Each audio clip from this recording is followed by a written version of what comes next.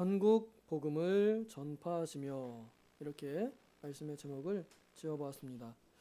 전국 복음을 전파하시며, 예수님께서 공생애를 시작하시는 때에 무엇을 먼저 하셨는가, 이 본문에 나타나 있습니다. 무엇을 먼저 하셨다 그래요? 네, 다들 머리가 아주 총명하십니다. 전국 복음을 전파하시기로 그의 사역을 시작하셨고, 또 그것으로 그의 사역을 마치셨습니다. 예수님께서 젊은 나이가 되기까지, 장성하기까지는 사람들에게 나타내지 않으시다가 이제 때가 되어 자신의 사역을 시작하실 때 먼저 마귀에게 시험을 받습니다. 그 마귀의 시험을 말씀으로 이겼습니다. 또 기록되었으되 하면서 마귀의 간계를 이기시고 기도하시고 천사들의 도움을 받으시고 이제 나가서 비로소 전도하시기 시작하십니다. 그 전도의 예수님의 첫 마디가 뭔지 아세요? 마태복음 기준으로 하면 회개하라, 천국이 가까웠느니라 하고 외치셨습니다. 그래서 우리가 좋은 전도 이 외침, 소리, 문구라고 할 수 있는 아주 좋은 본을 보여주셨습니다. 우리 밖에 나가서 이제 전도 모임 시작해서 여기 도봉산 아래 그 가든 아파트 후문과 그리고 여기 파리바이트 사거리에서 이렇게 띠를 매기도 하고 또 커피를 나눠주기도 하고 또 전도 이 티슈를 나눠주기도 하면서 전도를 합니다. 그때 이제 많은 말들로 전도하기가 어렵습니다. 그래서 짧고 강력한 복음의 핵심을 전해야 되는데 예수님께서 본을 보여주신 거예요. 회개하라, 천국이 가까웠느니라예요. 두 가지죠. 회개하라와 천국이 가까웠느니라. 회개해야 된다. 왜냐? 천국이 가까웠으니까 라는 거예요. 이때 당시 예수님의 이 말씀을 듣는 사람들의 배경에는 그의 나라, 곧 하나님의 나라, 메시아께서 만드실 독립국가, 패권국가, 그들은 이제 그 나라를 생각하면서 회개해라, 그 나라를 얻을 자격을 가져라 하고 이렇게 받아들일 만한 배경이 됐기 때문에 회개하라, 그러면 그 나라가 주어질 것이다 하는 게 잘 먹혔어요. 그런데 오늘날 우리 한국에서 특히 잘 먹고 잘 살게 된 한국에서 회개하십시오, 천국에 가까웠습니다 그러면은 잘 안 먹힙니다. 오히려 역공을 당합니다. 네가 뭔데 나한테 회개하라 그러냐, 너나 회개해라, 너나 천국 가라, 나는 지금이 천국이다. 그렇습니다. 잘 안 먹힙니다. 하나님의 나라, 그의 나라, 하나님께서 만드실 그 하늘의 나라를 소망하는 마음이 많이 메마른 시대에 우리는 살고 있습니다. 그래서 복음을 전할 때에도 지혜롭게 전해야 한다는 것을 우리가 기억해야 하겠습니다. 그러면 이렇게 말할 수 있겠죠. 천국이 가까웠습니다 하고 한번 던지는 거예요. 그럼 여기에 이제 그 낚싯바늘에 미끼를 무는 누군가는 있을 거 아니에요?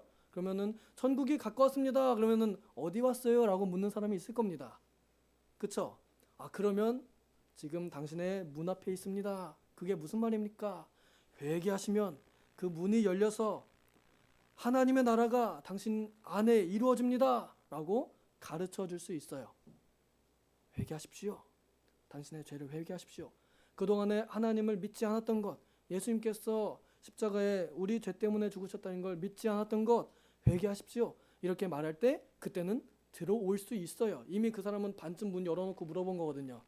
근데 문이 닫혀있는 사람한테 대놓고 회개하십시오 하고 꿀밤 때리면 우리도 맞습니다. 그래서 지혜로운 전도의 방법이 필요합니다. 저는 이 본문을 통해서 예수님께서 교회가 어떤 역할을 하며 어떻게 전도해야 하는지 하는 그 모습을 보여주셨다고 생각합니다. 온 갈릴리에 두루 다니시면서 복음을 전하시는데, 그럼 예수님께서 갈릴리에 전도하실 때 세워진 교회가 있다면 그 교회는 어떤 교회예요? 갈릴리 교회죠. 그렇죠? 다른데 어디 데가볼리나 어디 뭐 다른데 가셨다. 예를 들어서 또 베들레헴에 가셨다. 거기서 전도하셨다. 그러면은 거기서 세워진 교회가 있다면 그 교회는 어디예요? 그 지역의 그 교회일 것입니다. 오늘 우리 도봉교도 마찬가지입니다. 작은 예수였던 우리 선배님들께서 그 어려운 시기에 천국이 가까웠습니다. 회개하십시오. 천국 복음을 전하시면서 세워놓은 교회가 오늘의 도봉교회입니다. 그리고 교회는 그때와 같이 지금도 이 일을 하는 것으로 우리의 사명을 가지고 있습니다. 이 지역에서 복음을 전하는 역할로 복음의 전함으로서의 역할을 하고 있는 것이죠. 그때에 무엇을 전할 것인가 하는 것을 오늘 우리 이 제목에 나온 천국 복음이라는 것에 생각을 해봐야겠습니다. 우리가 전도하는 내용이 대체 무엇이냐라는 것입니다. 전도할 때 여러분 나가서 전도하십시오 이러면은 뭐라고 보통 얘기를 하시나요? 예수 믿으세요. 예수 믿으면 구원받습니다. 보통 그 정도만 하고 이제 그 다음에 누군가 다가오면 무섭죠, 그렇죠? 이게 다가온다면 그러면 만약에 그럼 어떻게 천국 갑니까? 이러면 이제 내가 어버버버 할 거 아니에요, 그렇죠? 쉽지 않습니다. 이것도 연습과 교육이 필요합니다. 천국 복음을 믿으십시오. 이렇게 말할 수 있겠습니다.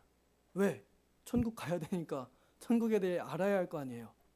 그래서 그 천국 복음이 무엇입니까? 라고 하면 이제 거기서 예수님에 대하여 말해주면 됩니다. 우리가 예수님에 대해서 모르고 있을까요? 알고 있을까요? 알고 있습니다. 알고 있어요. 어느 정도 알고 있습니까? 대략적으로 구원받기 충분한 만큼은 알고 있습니다. 그 믿음의 내용이 우리가 기도에 시작하면서 우리는 이렇게 믿습니다 라고 고백했던 사도신경의 내용입니다. 곧 복음의 요약이 사도신경이라 할 수 있겠죠.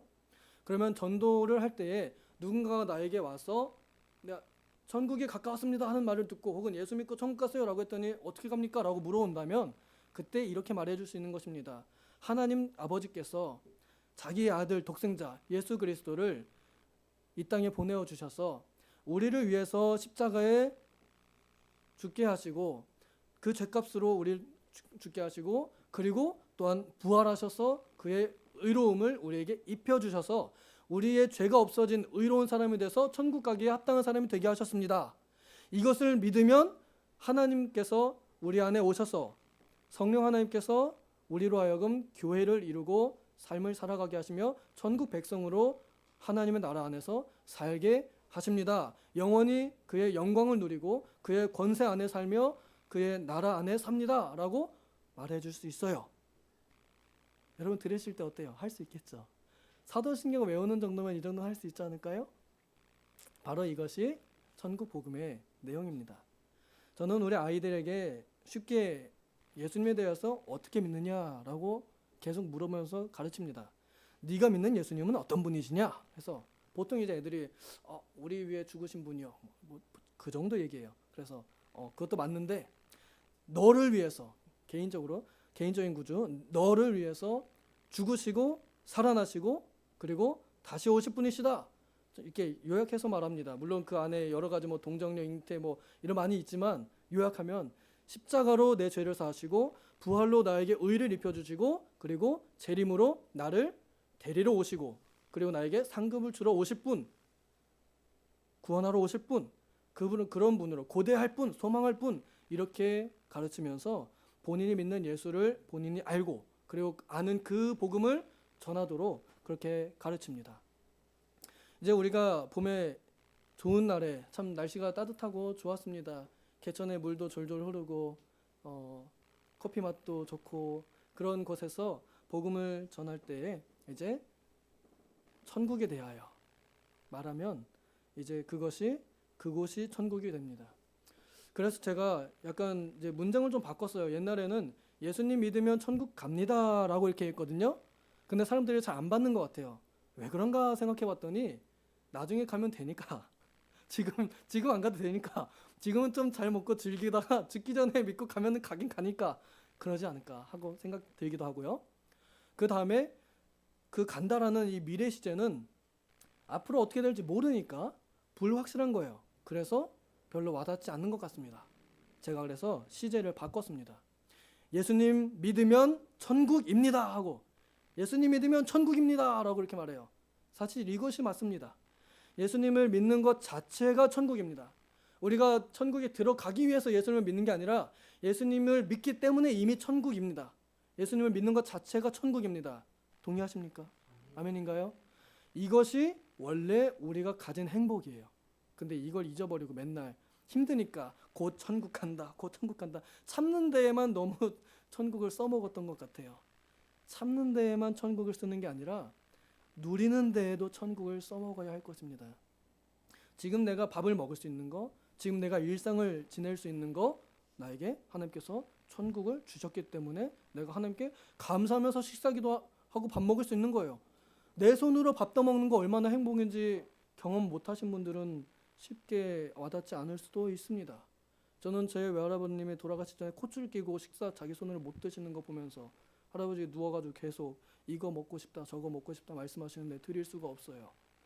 손도 들 수가 없어서 뜰 수가 없어요. 내 손으로 내 코로 숨쉬고 밥 먹을 수 있는 거 행복입니다.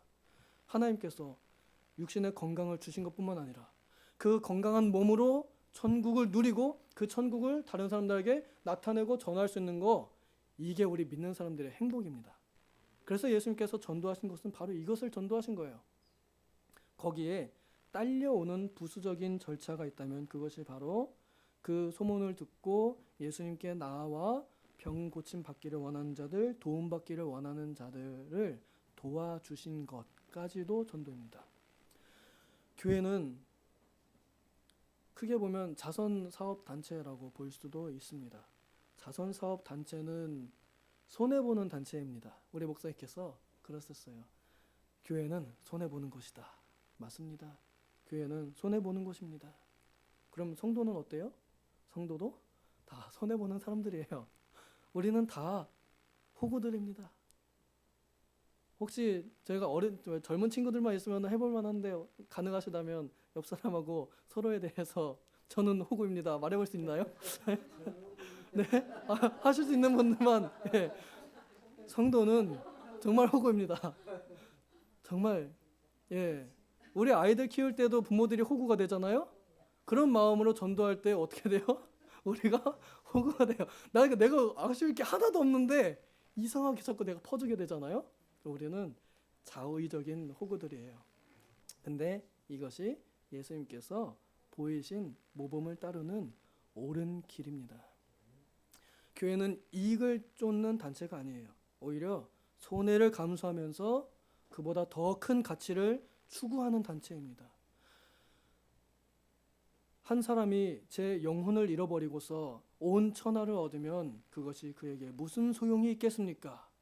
그래서 천하보다 한 영혼이 귀중하다고 우리는 가르치고 배우고 그렇게 믿고 있습니다. 교회는 바로 이런 일을 하는 것입니다.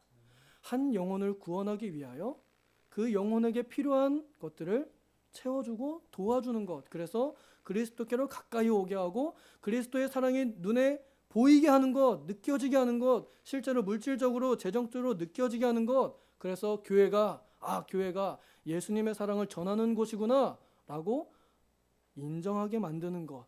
그래서 교회를 통하여 예수 그리스도를 보게 하는 곳. 이것이 바로 교회입니다.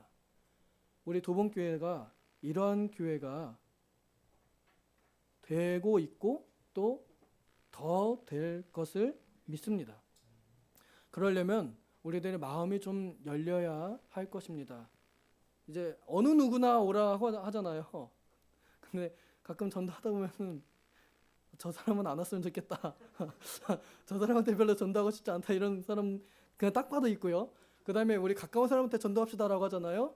그 가까운 친구 중에 누구 전도할 사람 한번 생각해 보시오 이러면은 누구 생각하다가 걔는 아니야 넘어가. 걔도 아니야 넘어가. 이런 패스하는 사람도 있습니다. 그런 사람들조차도 받아들일 만한 마음이 되어야 할 것입니다. 근데 이게 내 마음대로 되느냐? 절대 안 됩니다. 이건 내 마음으로는 절대 안 됩니다. 그럼 누구의 마음으로 됩니까? 그리스도 예수님의 마음을 품을 때 가능합니다. 그러면 그리스도의 예수님의 마음을 품는 건 내 마음대로 되느냐? 그것도 내 마음대로 안 됩니다. 그래서 우리가 오늘 뭐하러 모인 거예요? 기도하러 모인 것입니다. 기도한다는 것은 하나님께 나를 맡긴다, 의탁한다라는 의미를 가지고 있죠. 그런 훈련하는 시간이에요. 기도하면서 자신을 내려놓잖아요. 적어도 보따리를 다시 싸들고 갈지언정 그때만큼 내려놓잖아요. 그래서 주님, 제 마음은 아무것도 아닙니다. 저는 연약합니다. 주님의 마음을 품게 하여 주시옵소서. 기도하면서 점점 그리스도의 마음으로 내려가고, 또 이제 기도하면서 점점 이렇게 생각하면서 드는 그 사람, 우리 교회 안 왔으면 좋겠다는 사람에 대해서 생각해보고, 그래도 주님 전도를 하긴 해야 되겠죠. 그러면서 이제 하나님하고 대화하면서 마음이 조금씩 만들어지고 예수 그리스도의 마음이 생겨서 네 원수까지도 사랑하라 하신 그 말씀이 실현되는 과정, 이것이 바로 우리가 기도하는 의미입니다. 전도에는 두 가지 방법이 있습니다. 하나는 그냥 일방적으로 선포하는 게 있고요. 하나는 잘 끌어서 안내하는 방법이 있습니다. 안내해 주는 거예요. 어느 단체에 가거나 무슨 행사를 가면 안내하는 사람이 있고 없고의 차이가 굉장히 크죠. 밖에서 전단지 주면서 홍보하는 사람들은 안내하진 않아요. 그냥 주기만 하면 끝이에요. 우리가 밖에 나가서 하는 전도도 거의 그렇습니다. 예수님 믿으면 천국입니다. 들을 사람들은 들으십시오. 이렇게 그냥 일방적으로 쏘는 거예요. 그 중에 누군가 좀 찔림이 있거나 감동이 있으면 그때 우리한테 올 때, 그때 우리가 잘 안내해서 끌고 들어오는 거, 이것까지가 전도입니다. 그렇게 할 때에 방법 왕도는 없는 것 같습니다. 전도의 왕도는 없는 것 같습니다. 그냥 무엇이든지 우리가 할 수 있는 모든 것을 다해서 하면 된 것 같습니다. 그런데 다만 한 가지 조심해야 할 것이 있다면, 전도할 때 무례하게 전도하지 않는 그런 모습을 가지는 게 좋겠습니다. 우리가 전도하게 되면 가끔 싸움이 일어날 수도 있어요. 전도하다가 욕 먹을 수 있잖아요, 그렇죠? 우리 저기 그 도봉산 쪽 전도팀은 그렇게 욕을 많이 안 먹습니다. 거기는 다 너의 나이 지긋하신 분들만 돌아다니시고 커피 갖다 주면 아이고 고맙습니다 하고 잘 드세요. 근데 제가 커피 개수 세 보니까 도봉산 쪽은 많이 팔렸는데 파리바이트 쪽은 많이 안 팔렸더라고요.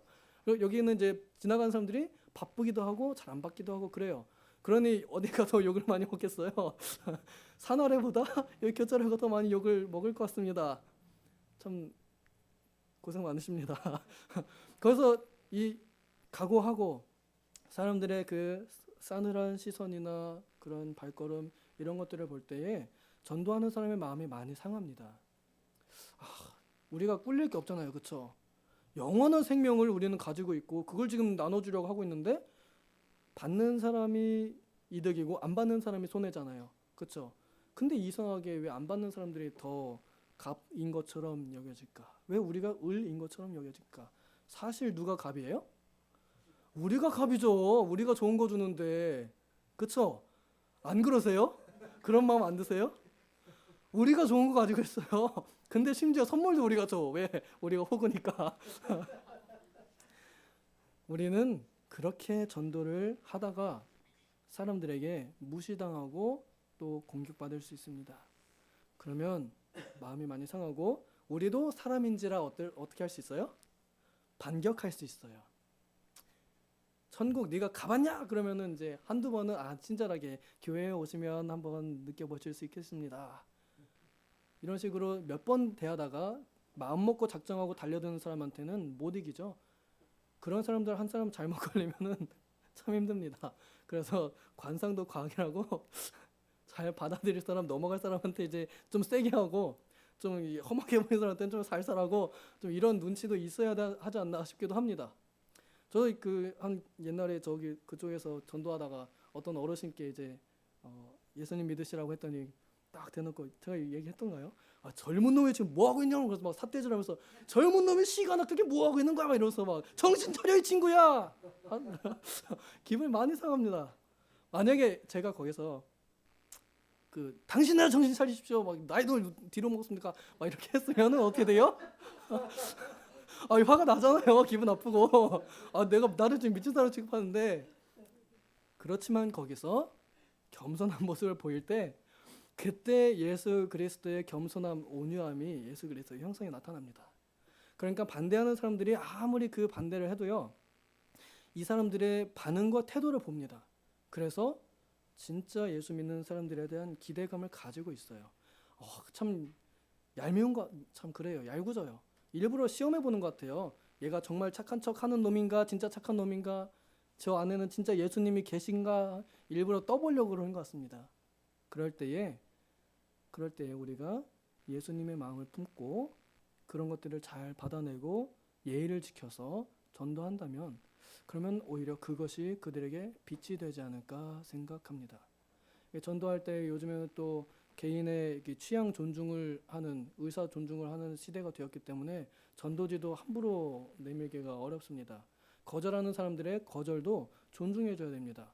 우리가 갑이지만 그들의 거절도 존중해줘야 됩니다. 옛날에는 그냥 무조건 하나만 챙겨가세요, 받아가세요 막 이러면서 막 손에 쥐어주고 막 따라가고 막 붙잡고 팔 당기고 막 이런, 그러면 한바탕 해야 됩니다. 그러기 전에 우리가 예의 있게 정중하게 그렇게 지혜롭게 전하는 방법도 생각해 봐야 할 것 같습니다. 예수님에 대한 소문을 듣고 요단강 건너편에서도 예수님께 몰려왔습니다. 얼마나 많은 사람들이 예수님에 대하여 궁금해하고 또 간절히 원했는지. 오늘날도 그런 것 같습니다. 세상이 점점 메말라가서 진짜 사랑을 찾기가 어려운 시대가 되는 것 같아요. 가족끼리도 옛날만큼 그렇게 정감 있게, 또 친구들끼리도 그렇게 의리 있게 지내는 그런 시대가 아닌 것 같습니다. 이제는 거의 모든 일이 이익의 여부에 따라서, 줬으면 받고 받았으면 주고, 이제 부모 자식 간에도 그런 게 더 강해진 것 같습니다. 그런 사랑이 식어지는 세대 가운데에서 교회가 예수님을 따라서 교회다움을 지키고 예수님의 전도 방법을 따라한다면, 저는 오늘 이 말씀을 통해서 전국 복음을 전하는 전도가 우리의 마지막 살 길이요 할 일이라고 생각합니다. 부디 봄 전도가 시작이 되었는데 많은 분들이 더 잘 참여해 주셔서 함께 이 복음 나들이, 봄 나들이 다녀오면 좋겠어요. 복음의 산책 재밌지 않아요? 함께 가면 더 재밌어요. 제가 자꾸 말이 길어져서 죄송한데 혼자 나가면은 약합니다. 저 앞에서 혼자 1대1로 마주쳐가지고 예수님 믿으세요 라고 말하는 거랑, 저 앞에서 두 사람이 오는데 나가서 혼자 예수님 믿으세요 하는 거랑, 세 사람이 마주쳐 오는데 예수님 믿으세요 하는 거랑 그 부담감이 다릅니다. 근데 거기에 옆에 한 사람 있으면은 한 사람 올 때는 만만하고요, 두 사람이 와도 만만합니다. 세 사람이 올 때는 해볼만 합니다. 네 사람이 올 때는 한 사람 더 불러야겠죠. 그래서 세 사람 정도 모여가지고 있으면, 세 사람이 모여가지고 한꺼번에 예수님 믿으세요 이러면요, 거기에 반박할 사람 그럼 많지 않을 것 같아요. 혼자 오는 사람 셋이서 어떻게 말씀할 거예요? 둘이 오는 사람 그래도 지겠죠? 넷이 온다? 그래도 귀찮아서 그냥 지나갈 겁니다. 왜냐면 입이 7개니까. 그래서 사람이 좀 어느 정도 있어서 서로가 서로의 끈이 되어서 전도할 때도 함께 힘있게 전도하는 그런 우리 전도팀이 되면 좋겠습니다. 부디 기도하시고 또 마음 먹으시고 또 권면하셔서 우리 이 봄 전도 짧게 하는 그 기간 동안에 날씨 좋은 날에 주님과 함께 즐거운 산책, 그리고 천국의 복음을 선포하는 우리 교회와 성도님들 되시기를 소망합니다. 기도하겠습니다. 하나님 아버지, 이제 봄이 되어서 전도 모임을 재개하여 주심에 감사를 드립니다.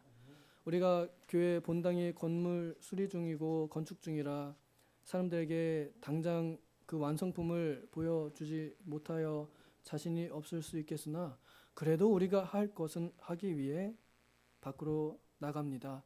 주님, 이 천국 복음을 전하는 일로 우리의 기쁨을 삼고 우리의 즐거움을 삼고 이 일로 활력을 얻게 하여 주시옵소서.